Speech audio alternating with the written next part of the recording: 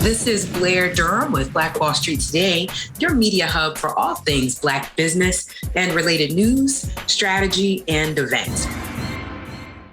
Greetings. Adapt. Adapt came to my mind during the COVID era. And that was when I was writing this book. Adapt. Every leader has to be able to adapt. Adaptation is part of who we are as leaders. If you're not flexible, you're not in a position to be able to, besides being resilient, be able to kind of switch gears when you need to, it's going to be hard for you to excel as a business leader because you're so stuck in your ways that all of a sudden there's a storm and now you don't know what to do. But I'll share this with you. The first aspect about adaptability is what? Being aware. Awareness comes with understanding your business. That's why I said you got to be proficient, right? You got to be competitive. Being aware of what your brand is doing, how you're working in the marketplace, how you excel in the marketplace. If you're not aware and you're oblivious to what's happening, I'll tell you, the people that are most aware of what's happening are stock brokers and traders or day traders. They can tell you everything that's happening in United States of America. They can tell you everything that's going on because money depends on it, right? That's how you have to treat your business. Be aware. It takes a very strategic view and perspective to be aware. But what does that do for you? It makes you easily able to flex, right? There was a word that was used during the COVID era. It was pivot. You can easily pivot because you're aware. And as a leader, that's a characteristic that you have to be able to have. Talking about adaptability here. The second attribute the second strategy, because I don't want you to confuse the attribute or quality with the strategies that I'm referring to, is diligence. It just happens to be an attribute as well. Diligence. Diligence is something that drives your passion. Once you become aware of what is going on in your company, in your organization, and you want to make a shift or you want to pivot to the right place, guess what? Then your diligence now kicks in. Diligence happens to be one of the qualities or attributes that you have to have as a leader, right? The diligence enables you as a leader to then find a way to excel. Now, how many of you believe that diligence is what probably has got you here besides the grit? Yes. And I love what you're doing, by the way, and I'm going to connect with you after this because, oh my goodness, I eat mushrooms a lot, but I never knew the qualities of what it had. And even somebody who studies mushrooms and all that, I didn't even know all about that. So I'm really intrigued by that.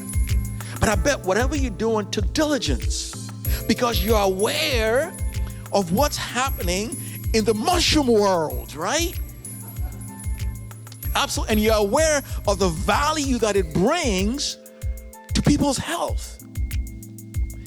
I mean, that is so awesome. But with this diligence comes another thing.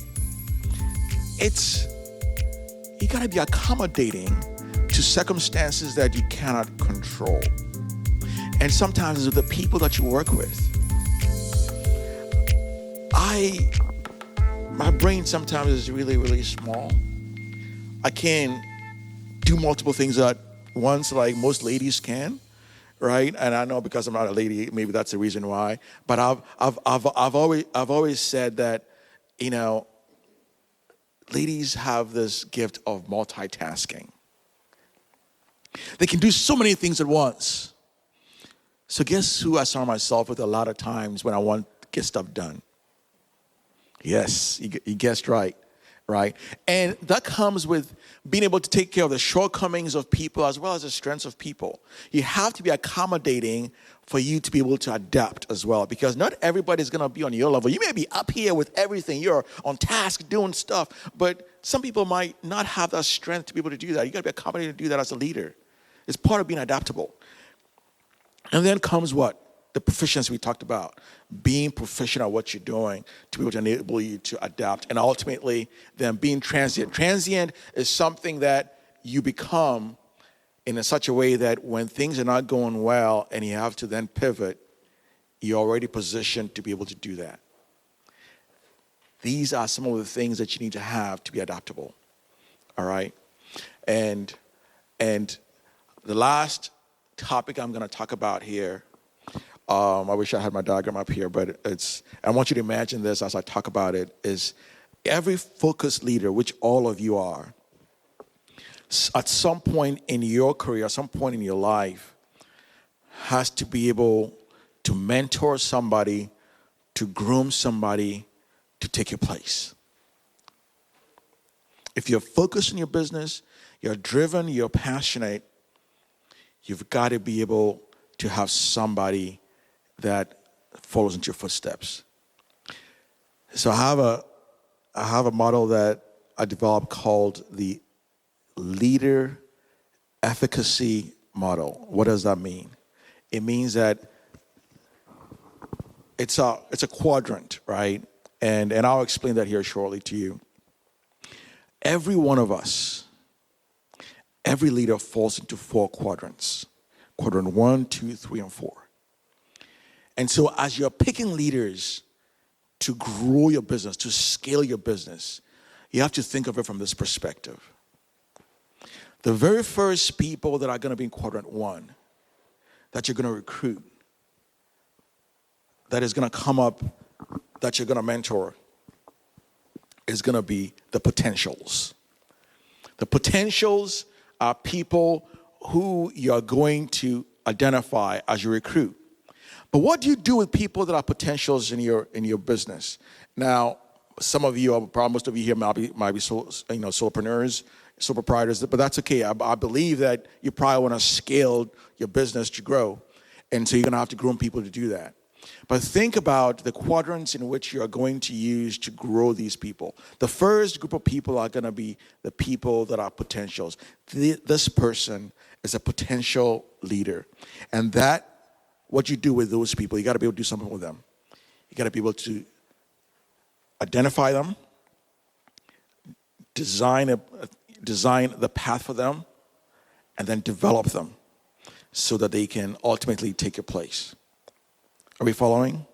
Identify them, develop them so they can take your place. So that's the first quadrant, the first group of people that you got to be able to have.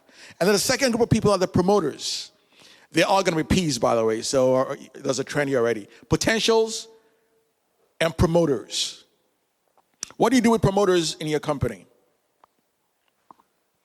Promoters are the people that they're already in your company, or they're already part of your team, but they're not really that effective at getting things done.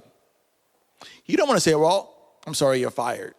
Or, well, you don't belong here. You've got to be able to do something with those who are promoters, because they're gonna speak your name every day. They're gonna promote your brand. They're gonna do things for your company and all that. Guess what? You retain them and restore them. You retain and restore. You following? You retain and restore your promoters. Promoters are people in your company that are going to speak your brand. They're going to love you. They are there because they have some benefits they're enjoying and all that. But then you've got to be able to do some of them. They may not be performers. They may not be great at what you want them to do. They may not be your best salesperson, but guess what? That's somebody that you can still use. You retain and restore them. And then there are those people that are the performers. Those fall in quadrant 3. What do you do with performers? Anybody have an idea what you do with performers?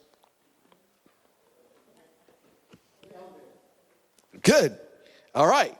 But before you elevate them, and we'll get to that, before you elevate them, there are people that are called producers. Producers are people that you got to engage and empower before they become performers. Producers are people who are going to get stuff done. They will do stuff. They may not be the people that you want to send out there to scale your business, to start another business, to really be the salespeople out there making things happen. They'll perform in the company, but you've got to find something for them to engage and empower them to excel. Those are your producers. Yes. I was distracted by you. I'm sorry. We got potentials. We got promoters. Then, okay, I said performers before. So these are producers. Producers are people that you engage and empower. You engage them and empower them to do the things that you want them to do in the company. I'm sorry. So performers, you're not on that one yet. Yes, I alluded to it, but I'm not on that yet. That's the last group of people. The way it works is you got potentials, promoters, producers, and performers. Performers are the people that you deploy out there. All right. What do you do with producers? Producers. Oh, yes. You engage and empower them. Because they're not going to be your people that are up front that you're going to send out there to scale and everything. They will get stuff done. They'll do things. So you got to engage them and empower them to get stuff done. But then your performers. And this is what I have for you for the performers. You develop them, you direct them, and then you deploy them. Develop, direct, and deploy. You deploy them to do what? Deploy them to do what? To start another business, to do your marketing, to just get them out there to be the face of the company. Because you're a focused leader, you understand what you're trying to do, and you're trying to grow your business. You have all these people. You need to have these 4 people or these 4 types of people in your company for you to scale. Sometimes there are people who are going to be potentials who go straight up to become performers from quadrant 1 all the way to quadrant 4 because they are just hard-charging people. They got all it takes. But then some people follow the path where they go from potentials to promoters to producers and then performers. If you're a focused leader and you're ready to scale, you're ready to produce, you're ready to excel in your business, you've got to surround yourself with the right team of people to excel. If you're a leader and you're by yourself, yes, you can do a lot by yourself, but I can almost guarantee you that you can excel even farther with a team. Nobody gets anywhere by themselves, guaranteed. I can assure you of that. If you don't have a network of people like those around you here, then you're probably not being as efficient or excellent as you could. And I don't mean that you have to fund or employ that person. What I'm saying is have them in your network so you can probably reach out to them as an extension of your team. I met Elizabeth today, and she's an HR lady. She's awesome. I'm already thinking, how can I connect with her when it comes to HR? She'll be an extension of my team. You see, and she'll definitely fall in the category in your mind of how that's going to help your business excel. That's what a focused leader does. Okay. So in summary, we've talked about having core values as a leader. The 5-point core I talked about, having character, having integrity, being proficient in all those things that I talked about. And everything that I've said here, like I said, is recorded somewhere. If you want more of that, you just look it up and you Google it up and it comes up, some of these traits. But you have to ask yourself where you are as a leader, whether you are just leading yourself alone or you have others following you. And if nobody's following you, then you're really just leading yourself. And it's okay to lead yourself, but you got to have somebody that's going to come after you, take your place, so you can move on to bigger and better things. So with that said, now I have time for questions. Please join me in a round of applause for Dr. Pat before we take questions. Thank you. You You want to sit down or you want to keep Absolutely. standing and walking? It's up to you. He wants to stand, run. Can I take the liberty of asking the first question? Absolutely. Yes, ma'am. So I'm sitting and I'm hearing this. I'm thinking that most of what we focus on attaining as business people Yes. are very tangible items. We think about our SWAM certification, our license. We think about, the inventory. We think about stuff, right? Yes. But I'm going down my list. I'm like, okay, introspection, okay, vision, okay, accountability, credibility. But I couldn't run in Target if I wanted to and grab any of these items, right? How does one develop the capacity to lead? How do you? I hear these words. I wrote these words down. Did y'all write these down? So talking about the application part of it, right? Yeah. And how quite do we frankly, internalize these? When I talk about these are individual qualities that we have to have, right? And she thought she could get it at Target. Is that what it was? The leadership package. What was it? Application, yes. Yeah. So how do you apply these things? These are all qualities that you have to have within yourself, right? And the application piece of it is, how do each of these things apply to what you're doing? First of all, it starts with understanding your brand, understanding what it is that you're trying to accomplish. Start with the end in mind. So when I talk about credibility is about, okay, I have a business that I'm doing. Now, the first question you ask yourself is, am I qualified to be doing this? That's where the credibility comes in. It starts with qualification. Because when people look at you, what are they thinking? Are you the authority in your space? Are you the obvious choice? That's what credibility really means. And so I say all these words and things just to give you an idea of how it applies to you. Because I can say it, but I don't know everybody. And otherwise, to those that I can relate to, like I was mentioning, because I can relate to her a lot because I know her a lot. I hope I do, right, when it comes to, the things she does. I know she's a great leader, so anything I say applies to her, and I know how credibility goes because she's a very credible person. But I don't know every one of you, so I'm asking you to think about you in your space. When I mention all these qualities and attributes, how does it apply to you? And then ask a question. So that's why we have this question and answer session, right? All right. So any other thing, application. How do you apply each of these attributes to yourself? Give me a thought about a quality that you have as a leader, and then I'll tell you how it applies to you. Somebody mentioned accountability. I kind of explained that. If you want to be accountable to others, or people have to be accountable to you, you have to be accountable to yourself. What does accountability mean? It means that whatever it is that you're doing, if you know you make a mistake or you make an error in your business or whatever, be the first person to admit it, to say, I messed up. I'm sorry. And go to your team and say, guess what? I know I should have done this, but I couldn't get it done in time, and I was going to do this for you. That's accountability. You're taking accountability for your actions, right? And what does that do for you? It enhances your credibility. You see how all these tie into play? So when I say these words and all that, I'm asking you to apply it to yourself and see, how does this apply to me? Now, as long as you understand what those words are, and if you don't understand what it is, you can always ask.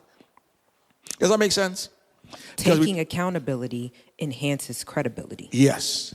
Accountability enhances credibility, because what it does for you is that your team or people know, all your business partners know that, oh, wait a minute, I'm supposed to do this. I said people should come in at 9 o'clock, yet I'm coming in at 12 o'clock, and yet work starts at 9 o'clock. That's a mandate that I told them to be here for. When you come in, I'm sorry, I messed up. I did not communicate that I was going to be here late. That's not being accountable to yourself or to your team. It goes both ways. Accountability goes both ways. You see, and that will enhance your credibility. Man, he's really an accountable leader, because guess what? He takes responsibility for his actions. Taking responsibility for your actions is accountability. other questions? Any other thoughts about application of all the things that I said? Yes. Yes, Tanika. In the event that you level up, like, of all of the things, you get to a certain point, you get stuck. Because now you're responsible for implementing these same strategies for the people that you're trying to lead. Right? Where or how or not, or maybe, I don't know, do you share these with those who don't? If I want to make sure I understand the question correctly, are you saying how do you share this with people who don't understand? So as a newer leader in a different position, Yes. I'm not going to say master, but you have to follow Yes. to be able to be a leader. Like, you Yes. have to be able to do it. And so you mentor Yes. others. Yes. You want somebody to be able to take the spot. The spot. Yes. Right. But what does that look like for those who struggle with accountability? Good. Good. I like your question. Okay. In the beginning, I talked about having an individual leadership development plan. Every leader has to have a plan on how they intend to attain their vision, the goals they set for themselves. But also with that comes having an accountability partner, somebody who's going to hold you accountable. I mentioned knowing what your Johari window is, what your blind spots are. Okay. Every leader should at least know what they're not good at. Great leaders know what they're not good at. And I've said this before, that you empower your strengths and you delegate your weaknesses. I don't like using the word weaknesses, but really they're challenges, all right? You empower your strengths and delegate your weaknesses. If I know what my weakness is, for instance, I'll tell you right now, I'm not an accountant. I understand accounting. I know what numbers should look like, balance sheet, P&Ls, and all that. But if you tell me to sit there and make sure all the math jives, I don't have the patience for it. So guess what? Accountant, see these numbers are correct, right? Because I delegated that to somebody who is more proficient at getting that done. That's because I understand what my blind spot is. So when you talk about, accountability, you've got to know yourself to grow yourself. And how you grow yourself is by putting something in your head to educate yourself, reading a lot.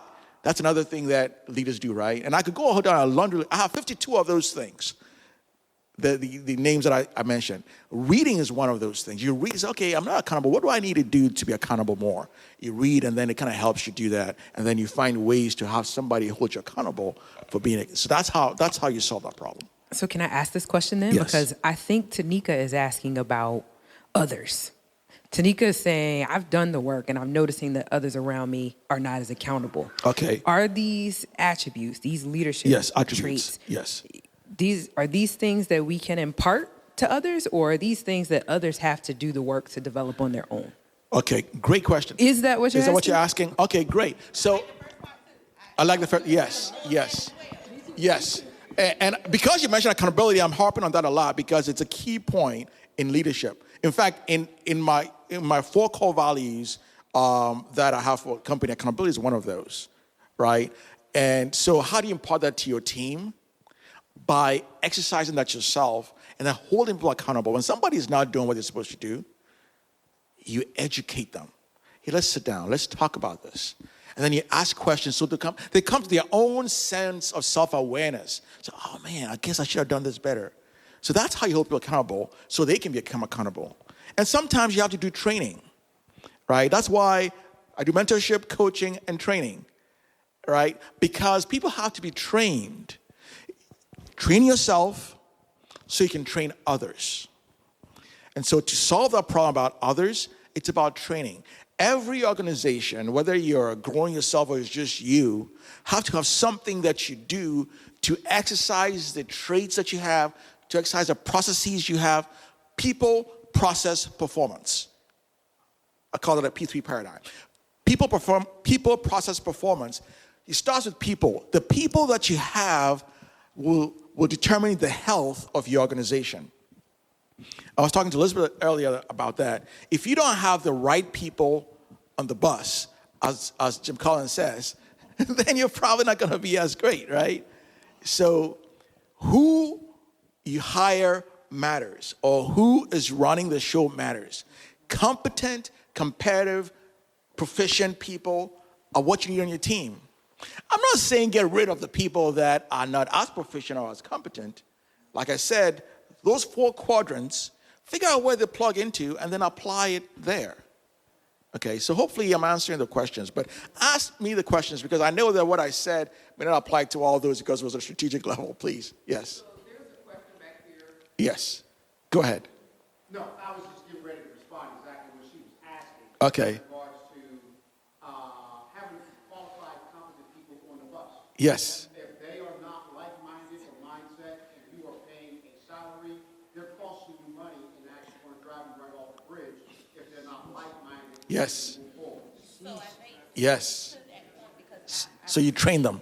right, but then what I think we struggle with, in Thank you. Thank you for saying that. different industries and Yes. levels of leadership, Yes. I kind of get stuck in the empowerment Okay. part of it, like, and when is enough to be able to just say, hey, maybe you're not working out. Okay. Because I struggle with fixing your crown and then, just cutting you loose. Let me answer that. Did you all hear that? The question is, y'all heard that in the back? Okay, so her question was, I've been adjusting your crown for the whole time you've been here. And at some point, enough has to be enough, right? Because as Dran indicated, there's a real loss that is associated with your lack of proficiency, lack of performance, et cetera, et cetera. So Dr. Pat's going to say, you can fire them at X number of days. Oh, she knew I was going with that. No. Yeah, have you ever heard of the Pareto principle? The 80-20 rule? 80-20. Okay, all right. I don't care where you are or what. There's always going to be an 80-20 rule, the Pareto principle. But guess what I did? I modified that. I made it 10, 80, and 10. Top 10% are the performers making things happen. The 80% are those people that are just there, riding the wave. Believe it or not. And it is that 10% in most cases are the ones that are making you the money. There's always going to be that bottom 10%. You might say, well, only 20% of people are going to prepare the principle. But in reality, it's really 10%. Really, because the other 10% of that 20% are probably some on the top of the 80%. But they're not making you as much money. So 20% of the people in the Pareto principle make you 80% of your revenue or your results or whatever the case may be. That's it. But I'm modifying that in this concept, 10, 80, 20. Now, the 10% on the bottom are those that are not working out. What do you do with those? This is my recommendation. I think I wrote that somewhere. You don't fire them yet. You give them a period of time, a mutually agreed upon time with a training process in place to attain specific milestones and goals. Now you might say, well, I've done that, but was it mutually agreed? I'm talking about the bottom 10% now. That I had mentioned the 4 people in your the potentials, and then the promoters. Those are your promoters. That 10% of your promoters, they are there. They're happy to be there. They're gonna say, "Oh, I love Black Brand. Oh, I love Gila. I love whatever the company is." But they're just there. They're not really making. They're not producing, let alone become performers. So you have it mutually agreed upon. You let them sign that. Say, okay, in 3 months, 90 days, I am going to accomplish these goals. I'm going to do this. And if I don't get X, Y done, I am going to be What do you like? Use the word? Let go. I hate to do that, yes. I love that, and I love the question that she asked. I love that because, we can have someone on our side. It could be one little thing that they're missing and not really getting the full picture. But by you putting that in writing Yes. for them, you making that time to work with them, Yes. they could be that person that takes their business, Bingo. by having them catch that one thing that was throwing them way off, by sitting down and teaching them one-on-one. Let's sit down, let's see what it is that you're at. And thank you for saying that. And that's why I like to start off with DISC assessments to see where you fit in. Because if you're a square peg in a round hole, the chance of that you're not good. I don't care if you're great at numbers. If I put you in the front desk, you're always going to be on your phone doing math, calculating. You're not going to be taking care of the guests that are coming in. That's not your place. But here I am, I'm stuck at the front desk. Yeah, just to add to what you're saying, and I could feel Tanika because Tanika has a heart, right? So sometimes you lead with your heart, and sometimes you want things more for them than they want for themselves. But by doing what he's recommending and sharing with them, well, this is where your weakness is, this is what you have to work on. Yes. If they don't step up to the plate, then they're not ready, right? So you gotta let them go because you can't Yeah, absolutely. But sometimes it's because you have them in the wrong place. Yeah, because you did not start out with knowing what their strengths and weaknesses are. They're there doing a job. They're not there because they love or whatever position it is. Is it an earned position? If they are not in an earned position, then you have the person in the wrong place. Okay, we talked about earned position, right? So you gotta say, okay, what you really love doing here? Say, you know what, Tanika, I don't really like being on the front desk, and I'd rather be in the back there helping you all do the accounting. Oh, I didn't know that. Well, guess what? That's why you do that communication. Now you have that in writing, and they say, okay, well, now I'm back here. Now I want to perform. I got 3 months to get this right. And then you'll be surprised, like you mentioned, they're going to take off because they're in the right spot. Okay, so don't get rid of them immediately. Train them to excel. Okay, Good yes. stuff. Oh, okay. Thank you for saying that. That is so true. Leading by example. And that's why I started out by saying that as a leader, you got to have your own core values that you exercise, and then you demonstrate those things. Because your health, how you lead yourself, is going to determine how your organization is led. They're not mutually exclusive. Who you are is what your company is going to be, right? If you don't have integrity or values, guess what? You're not going to do that in your company. So exactly your point. Yeah, so exercise those core values, those qualities, those attributes, and then you're going to do well. Whatever the job description is that you want to fill, you've got to make sure that the person you're interviewing kind of meets those. Just not because it's on paper that they meet that. So that's the first thing. If they do great on paper, well, they're also probably going to do great in person, hopefully, right? But what most organizations do, which is also accessible to you in Black Brand, is you do an assessment of the individual that you want to bring on by determining what are their qualities, what are their strengths in business and also in person. Just get a profile on them. What areas are they strong in? What areas are they weak in? And all that, and then compare that to that particular job description that you have and see if they're a fit. Is there an assessment that you recommend at the front end? We talked about DISC, perhaps after. Well, yes, I mean DISC on the front end. I'm partial to DISC because it's leadership centric, right? So it gives you areas in 5. It gives you a profile in 5 areas. The person's, leadership.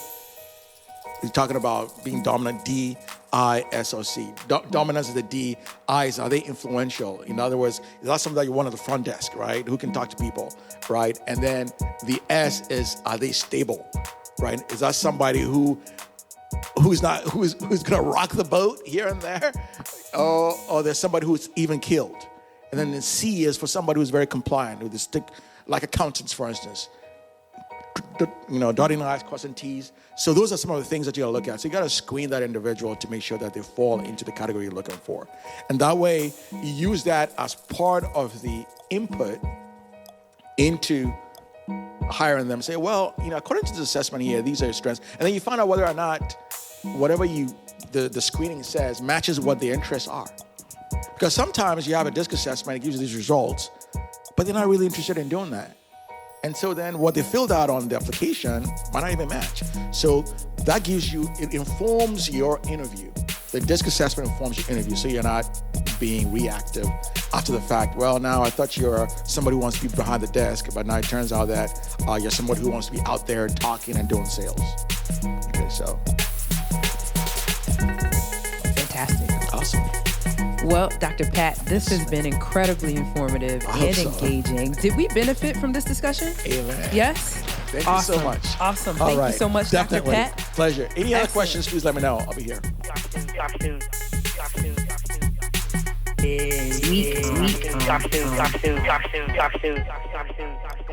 Phenomenal. Stay with us online at Black Wall Street Today on Facebook and Black Wall Street Today on Instagram, and then follow us on Twitter as well at BWS Today. We look forward to talking again next week. Have a wonderful week. I have said and I will continue to say that the most important priority for the Black community is the Black community, not a particular political party. Phenomenal. Hey, yo, when I say Black, you say Wall Street. Black Wall Street. When I say Black, you say Wall Street. Black. When I say Black, you say Wall Street. Black. When I say Black, you say Wall Street. Black. Black Wall Street. Black Wall Street.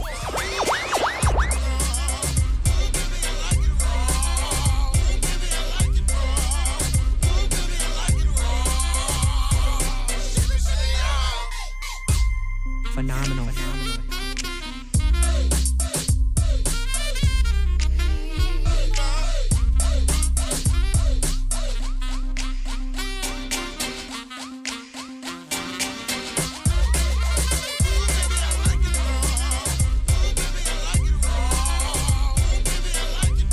Talk soon.